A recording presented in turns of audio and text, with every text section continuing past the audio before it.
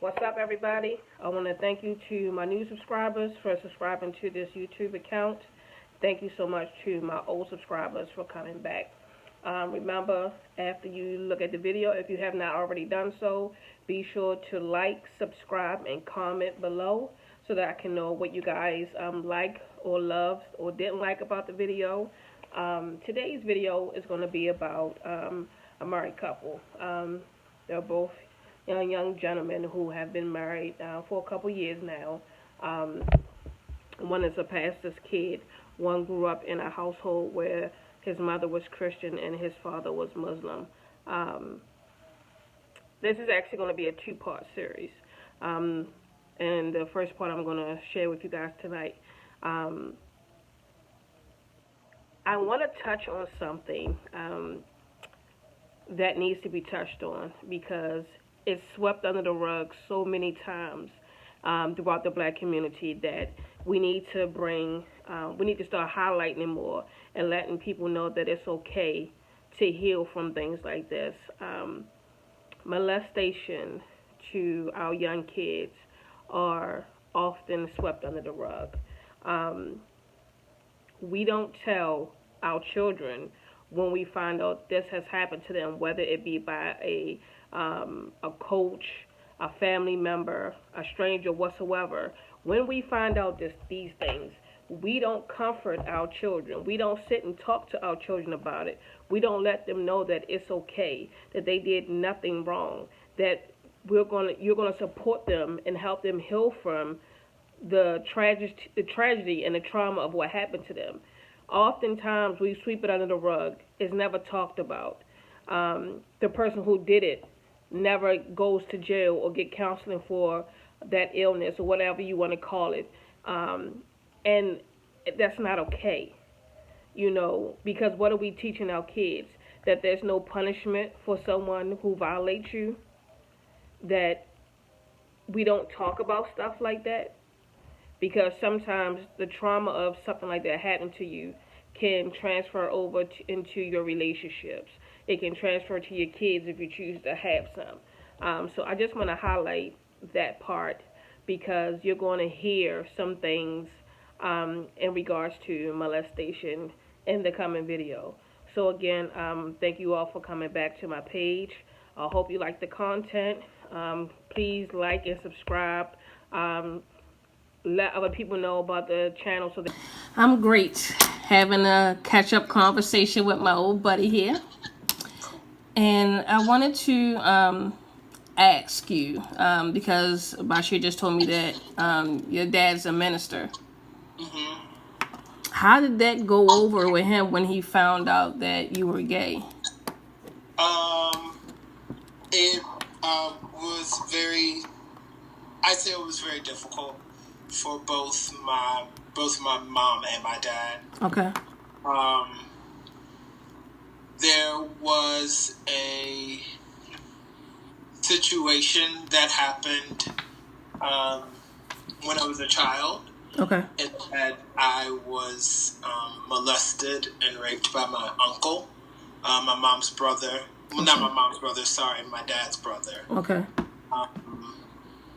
And I think that's when they not necessarily first found out, but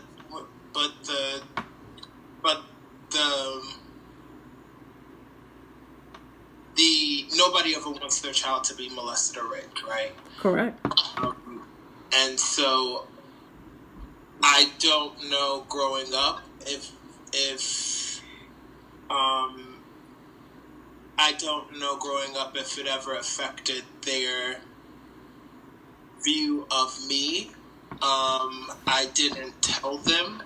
I didn't come out to my parents until I was 18. Okay. That's the magic number. Yeah, it seems like that's the magic number.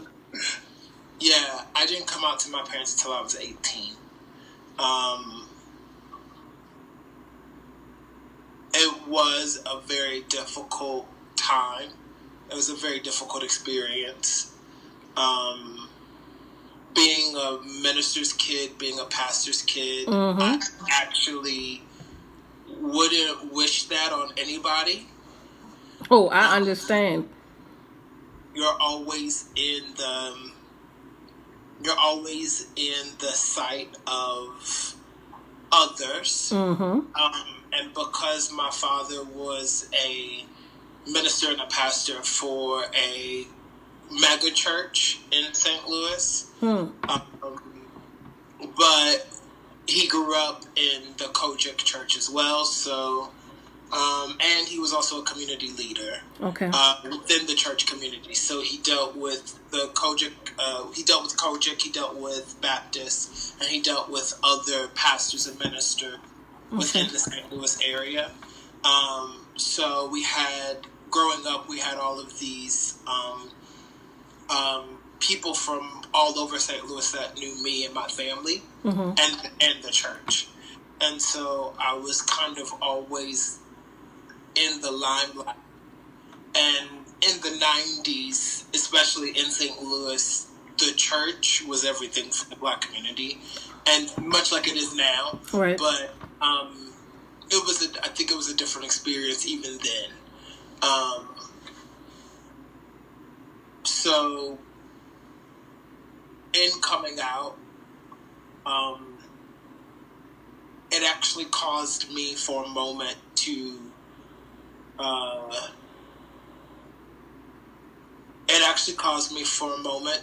kind of leave the church. Because growing up, I heard all of the sermons about homosexuality is wrong, homosexuality is a sin. Sodom and Gomorrah. I heard all of the sermons. I could preach a sermon right now. And you heard it all the time. Right. And then I also heard all of the sermons about abstinence and abstaining and having sex before marriage and all of that. But nobody really ever talked to me about what happened to me as a child. Okay. In the Black community, we have a habit of just sweeping things under the rug and just moving on and burying it and going on about our day. Yep. And so when you grow up in a holiness church, as we like to call them, I felt so guilty for so many years about really losing my virginity before I was married, number one. Right. But also losing my virginity at such a young age. Okay. At the age of 7.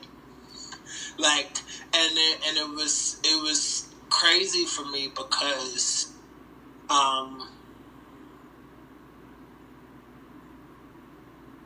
with my parents, when it all came out, there wasn't a conversation really about it's okay, like there's nothing wrong with you. Okay. God still loves you. I don't know. There was just no conversation about as a family we will get through this together. Right. As a family, I still see you for the beauty that you are. Growing up, I every time the conversation about abstinence and all of that came, you have to imagine like this little church boy trying to love God and like be obedient. And then you're in Sunday school and you know the question comes up of like, everybody who is waiting for marriage, raise your hand. And so you see the whole room raise their hand and you have no idea what to do because you're wanted, like there are those little memories that, you know, that have played through my mind. And turning 18 and then me finally wanting to step into my truth, Right. it was really difficult because there were so many other things that I had to also confront about my past, about about situations that I didn't even know how to really address. Right. It was really difficult to address. Right. So I'm actually glad that I've gone through all of that because it allowed me to find God for myself. It allowed me to actually go through these tests and trials to see if what I thought I believed, I actually believed. And I agree that for me that was another thing for me too, because I grew up in the church with my grandmother, and it was always, if you don't do this, you're going to hell. Going to hell, yeah. So in the years, like when you're a teenager and you're wanting to do these things, and in the back of my mind I'm like, okay, well, I can't do this because I don't want to go to hell. You know, you don't have the mindset where you challenge the information that you've been kind of sort of force-fed while you've been coming up in the church. So it's just like you believe everything you're being told. And back then, it wasn't like you could go to someone and expect for them to treat you differently. Although everybody else in the church would say, well, no, it's wrong. You need to cast that demon away. No. Nowadays, it's actually more better because you still have pastors that, matter of fact, I went to, last year I used to go to this church called the Tabernacle, and they accept gays, transgenders. It doesn't matter. They will still love on you no matter what your sexuality is or, your gender identity, where you still have to this day churches who don't want any parts of it. So back then when we were coming up, it was just like being gay was a big sin. No one talked about it. No one wanted to accept it. Your friends talked about it. They didn't want to accept it. So back then I always felt like, well, if my friends are talking about gay people like this, and then I'm going to church, they're telling me that being gay is a sin, and you see what they did to Sodom and Gomorrah, why would I want to come out and be my true self when I don't feel like I'm going to have any support behind me? So I definitely understand that. And I know preachers' kids got it so bad back in the day. I mean, because it was like you were in the limelight. You were expected to follow if your father was the pastor, you were expected to lead in his example. Yeah, and the other thing is that we were in the limelight, but we also saw everything. So we saw the gay music director. We saw the tenors in the choir. We saw if your church had a creative arts ministry. We saw the gay dude in the creative arts ministry. We saw the hairdresser that did my mother's hair. We saw the interaction with her and her trying to get her outfits and hats for Sunday. Mm-hmm. So all of those people were necessary, but then on Sunday morning and all of those people played a vital role in worship and played a vital role in the pageantry of church. Right. But for the 2-hour sermon, all of those people were going to hell. But absolutely. After that, the first thing you would say was, ooh, the choir was on fire today. And Tony, you really sang that song and led that solo. Mm-hmm. And I can remember times, well, in my later years after coming out and being gay, I walked into a church and I felt like all eyes were on me. And then the preacher automatically started talking about how being gay is a sin. And I'm like, yep, I'm heading on right back out the door. And I got up and I walked out because I'm like, for everything the church is supposed to stand for, it's not making me feel loved or welcome here. And I refuse to sit somewhere where I'm uncomfortable. Yeah. And at one point in time recently, I moved away from the church as well. because a lot of it was because of that. But I've been in contact with people who tell me now that you have to separate God, church, and church folk. And I'm trying, because it's like the moment I step into it, and I'm actually trying to build my relationship with God all over again. And I have to remember, when I see things or I hear things from people of the church, that I still have to separate the two. But it's hard sometimes. I was gonna say, I mean, that's like a trick of the enemy, because I remember, like, there was a girl in my church who, I remember we all grew up together, and she came out as a lesbian, and we didn't see her anymore. But she was so involved in the church, and I was like, why don't we see, why did she just leave? Right. I think because sometimes, like, you hear, which is kind of like similar to the Jonathan McReynolds song, People. He has a song called People, which talks about, how, like, people can affect a lot of, like, your decision making, and a lot of, like, things that you do in life, and, they may talk about certain things. So I really do believe, like, the enemy will get inside of people, even in the church, get inside their heads and allow them to, or even allow yourself to feel like, oh, they're going to say ... because I just came out. Right. So let me separate from church, or separate from God, because because God is not going to see me, or God isn't going to love me, and this is what I've been taught, or this is what's been said, so let me separate from the church and just leave God, when honestly, God is still all about love. God is still going to love you. God still knows, has a love for you, has a love for people who have a love for him. Right. And I don't think that love stops based on who you're attracted to. Because God already knew you were attracted to that person before you even came out to the world. Right. So you just coming out to the world, but God already knew. God already knows who you are. Right. And so I think that's I always thought, like, wow, when people leave, that's just a trick of the enemy to separate from God based on what has been said, what has been placed by people who really have ignorance of. I would say for me, it was going into the church and having people sit next to you and whisper about you, like you're not even there. And in some instances, people and church folks saying they are so bold with what they say, they don't care. They will come to you and say, God doesn't like the fact that you're gay, stuff like that, where it becomes an issue because you no longer feel comfortable or safe in that place where you should feel.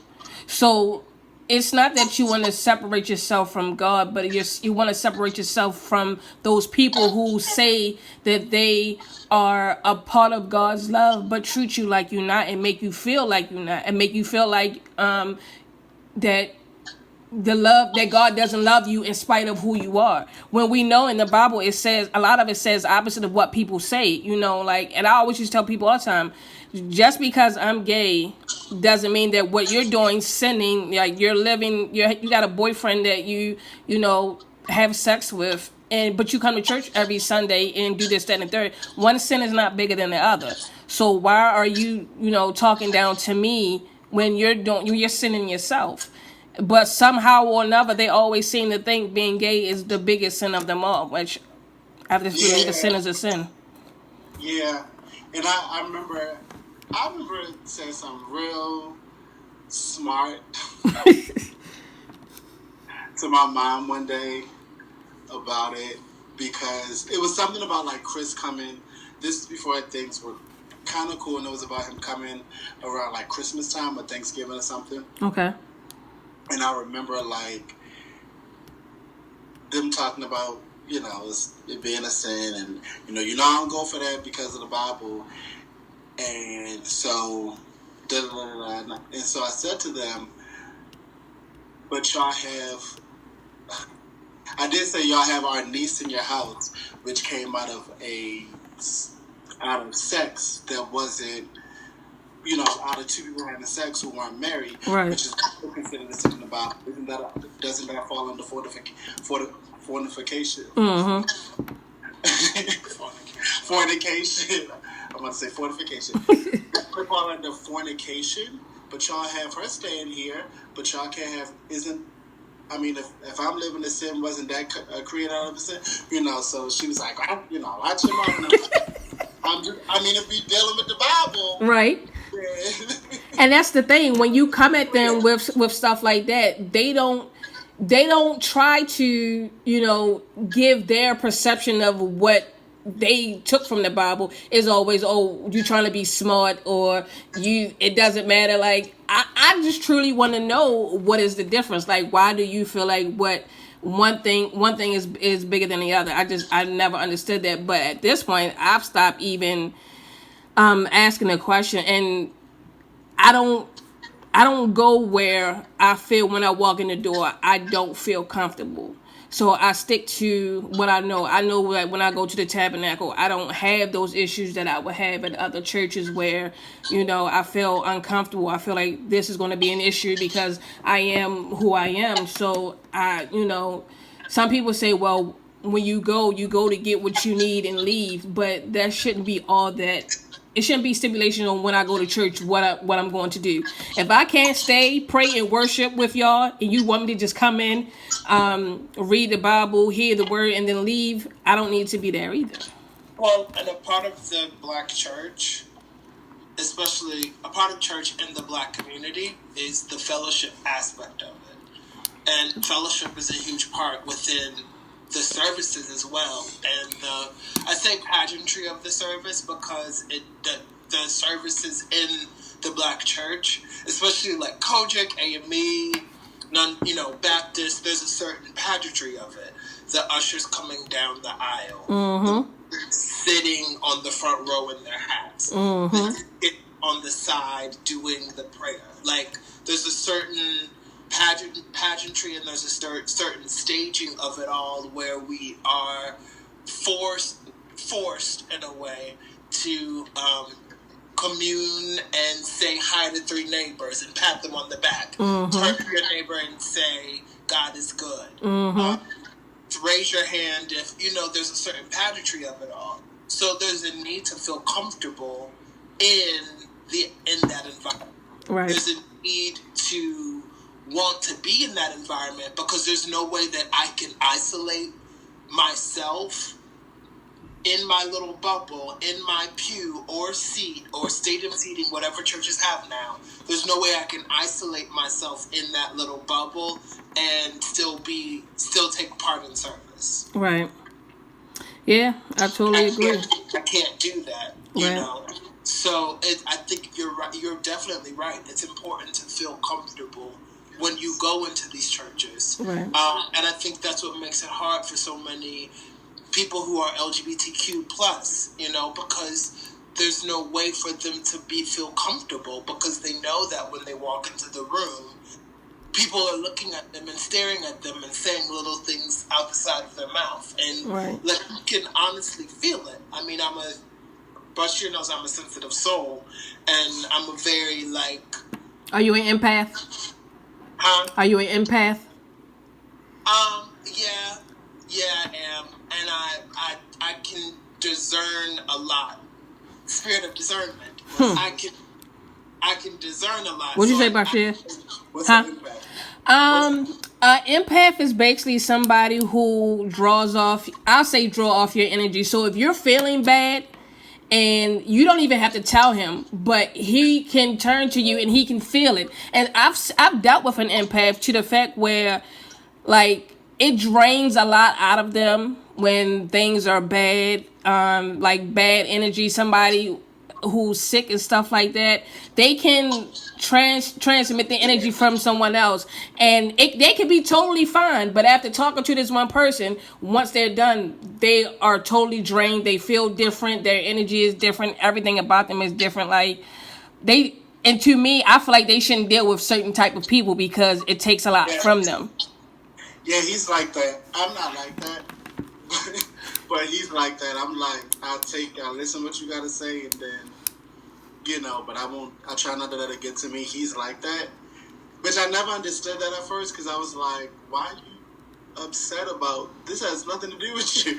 It has nothing. It just he can't separate it, and it's bad for them because they can't stop it. It just happens, and it's so crazy. The girl that I used to deal with, who was one, she can sense illness and death on people before they even told her, and it used to be bad for her because she felt like it was a gift, but a gift she didn't want, because that, with being an empath, took a lot out of her, because at times she would want to tell people what she saw on them, but she also didn't want like the questions from them, and then for them to lay on everything that they was going through, because afterwards it would be so bad for her physically and mentally.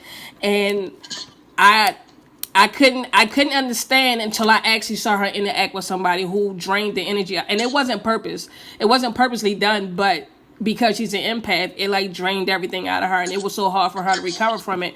And I was like, I don't know what to say. Like being in certain situations like conflict and like people with, how can I say it? I'm not gonna say bad energy, but people who have a lot going on with them. It takes a lot from an empath, and it takes a lot from them to bounce back from it. So I understand if, when you walk away from somebody after them telling you this, that, and the third, and you drained. I've seen it done, and it's a lot to deal with.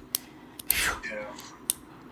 At one point I thought I was an empath, but I just tried to, because I kind of sort of feel what certain people feel. Somebody can be telling me something and it'll make me cry, and I'm just like, why? Like, I don't want that. Like, if that's what you're trying to make me be, I don't want it. I'm sensitive to a lot of things, but being sensitive and being an empath is so totally different. And the closer the person is to you, the harder it is. Yep. The harder it is. It's whew. I've seen it, and it's a lot. Yeah. It's a lot. How is you and your dad's relationship now?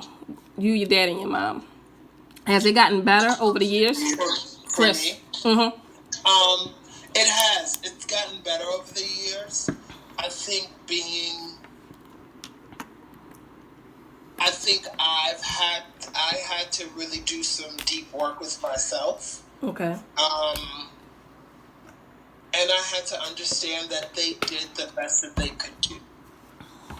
We always want more from our parents, just like our parents want more from us. Right. And when I honestly look and see that they did the best that they can do with what they had, with what they do, with how their parents raised them, and them trying to pass that down to us, even though we were in a different age, even, time and age within society and culture and all of that. Right. And how the world has evolved and all of that. I think it allowed me to release some of that hurt, pain, anger that I felt, and just know that they did the best that they could do, and that what they taught us is what they believed, and it's not necessarily something that I have to believe. Right. I choose to believe, but I believe it because I found out what God meant, who He meant for me. Okay. If it makes any sense. And it was really a journey that I had to go through, and I think in going through that journey, it allowed me and my mom and my dad to have a better relationship. That's and even good. my brother. When we talk about weddings, my family didn't come to the wedding. And it was really difficult for me because my brother was married, and then he got divorced, and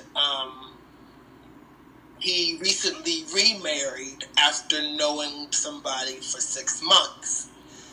And so when he announced that he was getting remarried and engaged, and then they got married a month later or 2 months later, they got married 2 months later, my mom and dad were so excited, and they went to both of his weddings. But didn't come to yours. But they didn't come to mine. And so it really was difficult for me. And I was telling Bashir, I mean, we spent nights with me just talking about it. It hurt a lot, because this is the person who was married, got divorced, got married again after only knowing somebody for 6 months, and then got married like after being engaged for literally like not even 90 days. 2 months got married in another state, and you drove down to Kansas City from St. Louis. Another city. I'm sorry, in another city. Drove to Kansas City from St. Louis, but you couldn't take the drive for me in my day. Okay. I was a little hurt from that, but I think forgiveness is key. Okay. I try to give people a lot of grace, and I think in doing that, in the grace and in forgiveness, I think it's shown something deeper to my parents that is more meaningful to me, that they are accepting, and that they are loving of Bashir. Okay. And they really, really, I really do believe that parents, my mom and my dad, really love him, and then they really treat him like their son-in-law, really. So it sounds like that you actually had the expectation that you thought they would come to the wedding, and by them not coming, it was very disappointing to you. Well, we knew that I knew that they weren't coming. Okay. I never expected them to come. Okay. I knew that they weren't coming. I think it still hurt, though. Okay. There was a sense of hurt. Like, you can't. I pray to God that we're together, and that I actually pass first, so that, like, I pray that we are married for our entire life. Okay. Jesus comes back, but if he does, I just want to know when, because that's a whole other thing. But yeah, like, I pray that I am only married once. And what I've realized is that over the years, the testimony really is that it does get better. Okay. And that's actually a true statement. Okay. It does get better. Thank you, Alicia.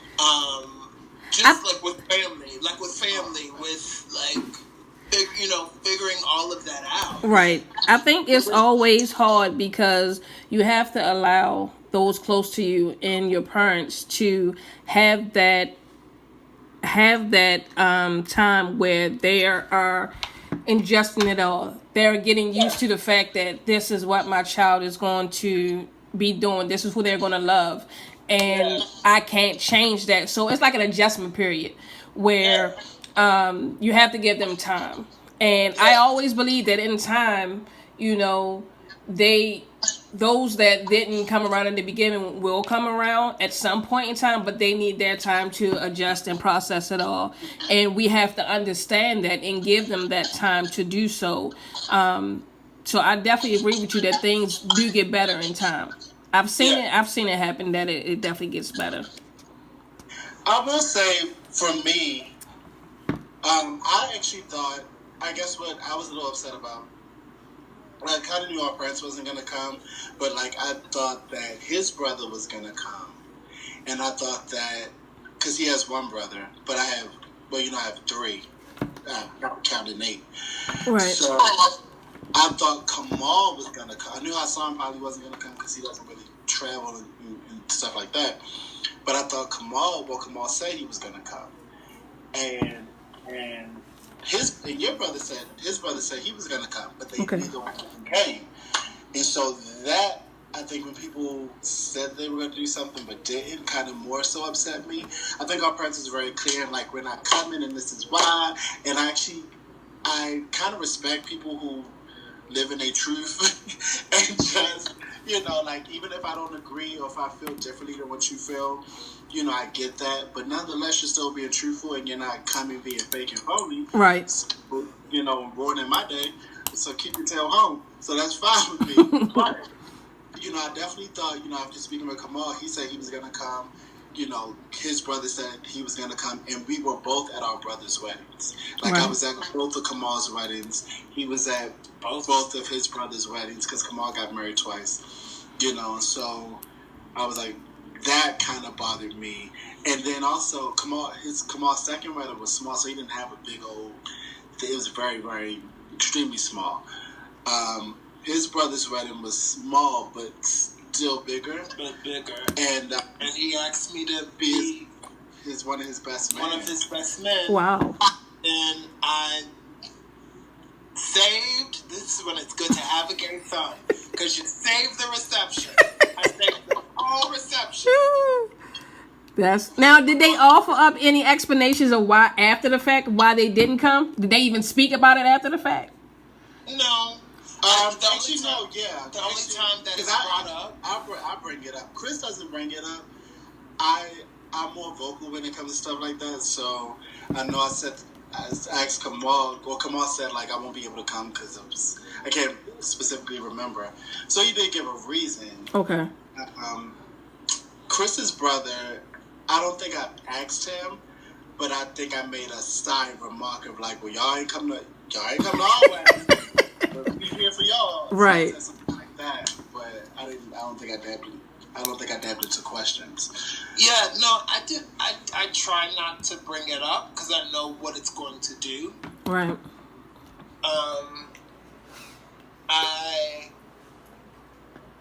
The only time that I brought it up, the only time that it was brought up is if his now wife asks about our wedding and was like, oh, and when she asked if my brother came, and I was like, oh no, he didn't come.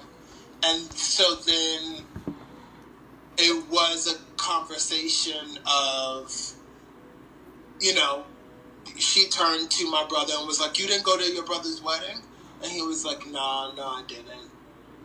And so, like, I could see the disappointment in his face. That he didn't show up. Mm-hmm. I could see it. And so then I knew, it's cool. It's okay. All right. Just, I'm here for you. Right. And I saved your reception, and I will let that be known. Because you didn't have anything planned. And I literally made, centerpieces out of nothing. And I came up with the whole order of how this reception was going to go. Because you did nothing. So I saved your reception. Let it be known. But I don't know. I mean,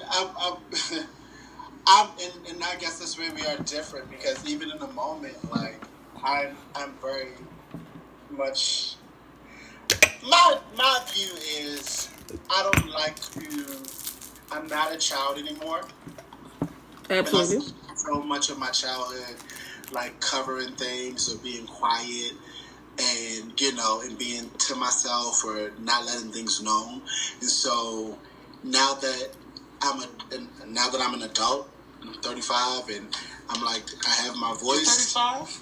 I have my voice, and this, and I'm gonna let you know how I feel about certain things. I'm gonna do it respectfully. I'm not gonna, I don't like to argue all the time, but I do like to make my point across. I will say what I have to say.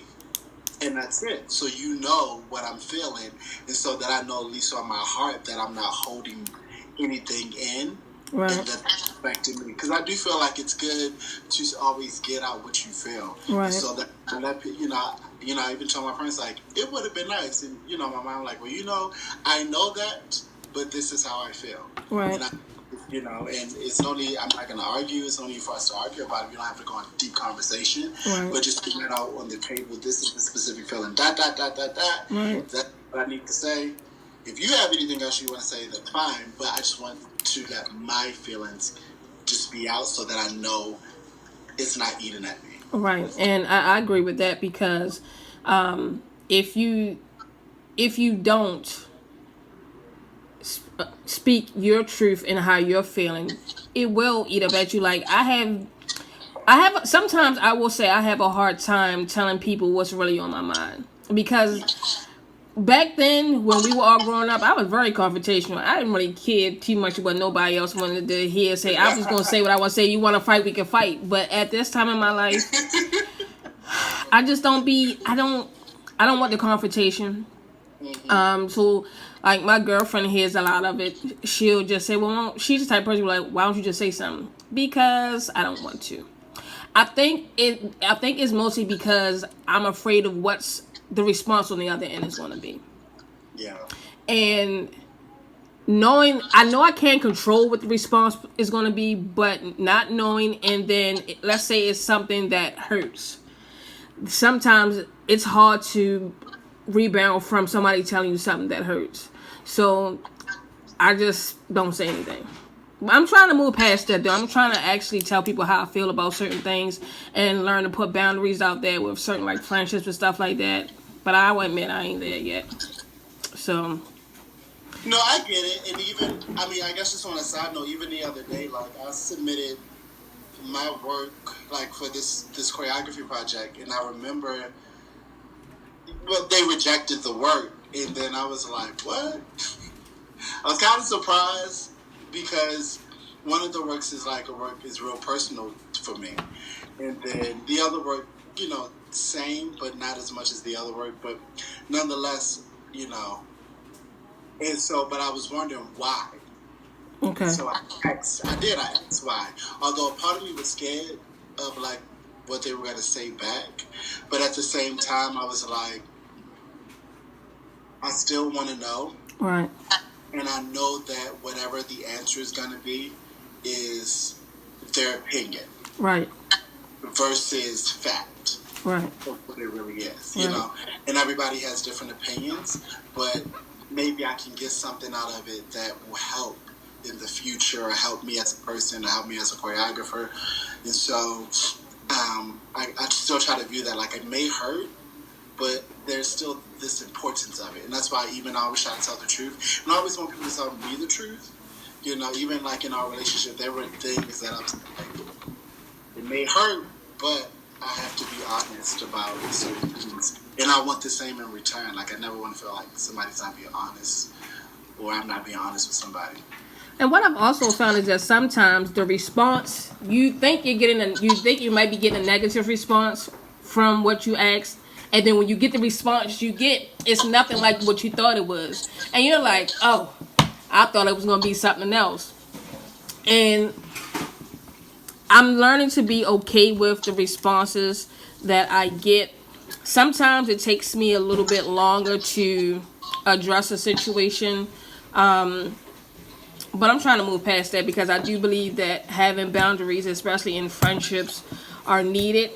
And you shouldn't keep your feelings about anything inside. You should always express your feelings in a respectful manner so that people know. Because if they don't know, just like if someone's doing something to hurt you, if you don't tell them what they're doing to hurt you, how can they change what they're doing?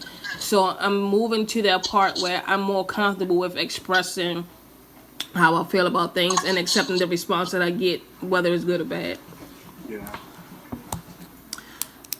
I love talking to you guys. This thing went almost an hour and 30 minutes.